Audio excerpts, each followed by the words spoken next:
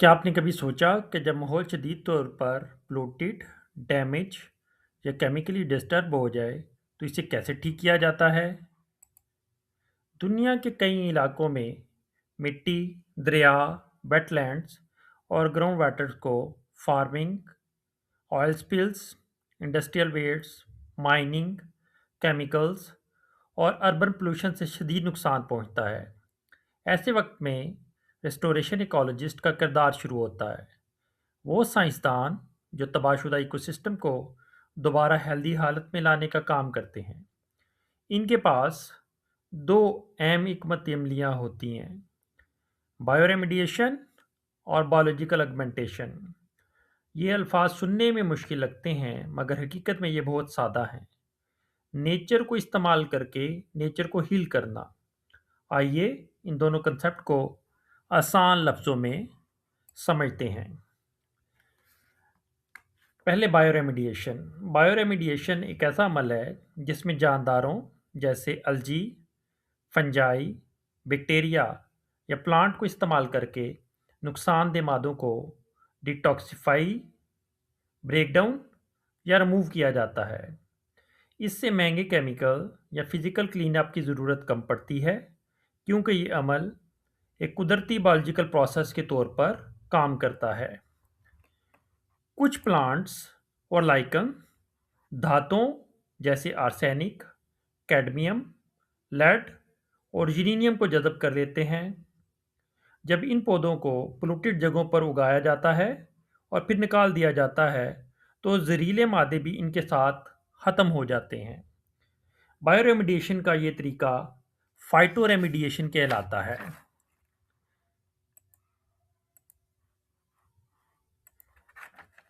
Micro organism भी bioremediation में अहम किरदार अदा करते हैं। एक बैक्टीरियम शेविनेला यूरेनियम और क्रोमियम को कम जहरीली शक्ल में तब्दील कर देता है।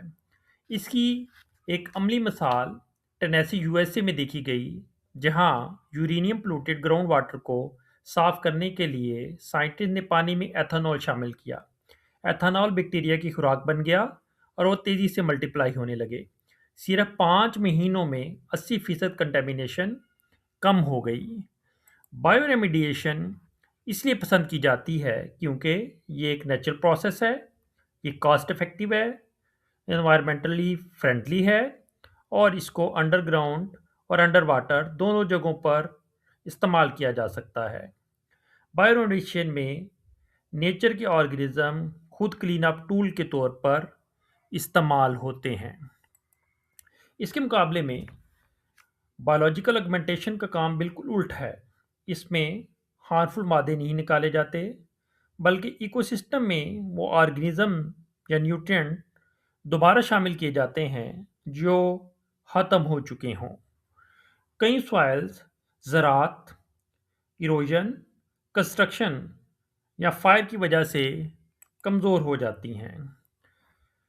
जहाँ मिट्टी में नाइट्रोजन की कमी हो, वहाँ नाइट्रोजन फिक्सिंग प्लांट जैसे ल्यूपाइन्स लगाए जाते हैं। ये सॉइल को नेचुरली अनरिच करते हैं, जिससे मुकामी प्लांट्स दोबारा आसानी से उगने लगते हैं।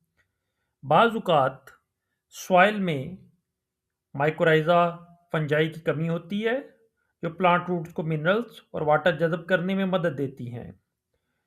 टाल ग्रास प्रेरीज की बहाली में देखा गया कि सिर्फ ये फंजाई शामिल करने से प्लांट रिकवरी ड्रामेटिकली बेहतर हो गई।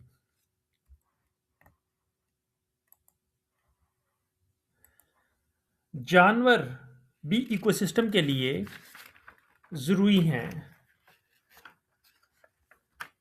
जानवर इकोसिस्टम में pollination, seed dispersal, pest control और फूड चेन को मेंटेन करने में अपना किरदार अदा करते हैं।